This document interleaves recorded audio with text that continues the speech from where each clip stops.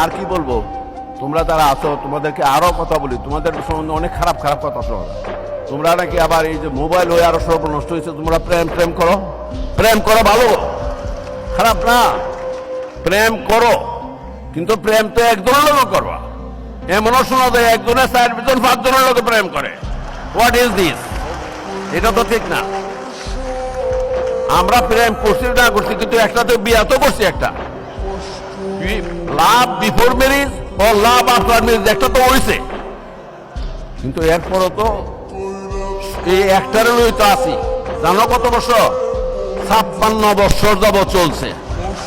ঝগড়া ফেসাদ হয়, ঝগড়া ফেসাদ হয়, তোমার তর্কাতর্কি গুলমাল টুলমাল হয়ে যায়, কিন্তু এরপর তো কোন রকমের ধাক্কায় ধুক্কায় তো 56 বছর গেছি গা, এবং শেষ পর্যন্ত এটা লই তার লোক মরা রাখুন, তার তো চেঞ্জ করার কোনো সুযোগ নাই।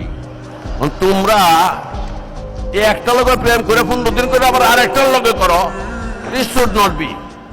এগুলি কিন্তু, এবং এর পরিণামও খুব ভয়াবহ হচ্ছে, এবং প্রায় এখন ডিভোর্স, এরকম মাননীয় প্রধান বিচারপতি এখানে আছে, এটা কি করতাম, ডিভোর্সের রেট অনেক বাইরে গেছে, ডিভোর্সের রেট অনেক বেশি হয়ে গেছে, এবং এইসব কারণে এগুলি বেশি হচ্ছে।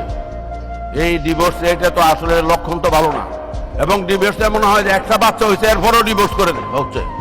তাহলে এই বাচ্চাটার ভবিষ্যৎটা কি? জাতিকে আমরা কোন দিকে সামনের দিকে নিয়ে যাচ্ছি? এইগুলি হচ্ছে। চাকরি বাকরি যারা করে এদের মধ্যে হচ্ছে, খুব দুঃখজনক, লজ্জাস্কর। এই ধরনের আমাদের কালচারে তো এত ডিভোর্স হওয়ার কথা না। এটা বিদেশে, আমরা ইউরোপিয়ান কান্ট্রি, আফ্রিকা, ইউরোপের কথা চিন্তা করলে তো হবে না। আমরা তো আমাদের জাতি, আমাদের যে কৃষ্টি, এই সভ্যতা উপভ্যতা যেগুলি, আমাদের রীতিনীতি রেওয়াজ যেগুলি আছে, এত তো এই ধরনের ডিভোর্স হওয়ার প্রচলন ছিল না। এই ধরনের হইতে পারত, হয়তো আবার দেখা যায় মানে 1-2-3-4টা গ্রামের মধ্যে একটা ঘটনা এমন একটা ঘটছে, এই ধরনের শুনছি আমরা, কিন্তু এখন ও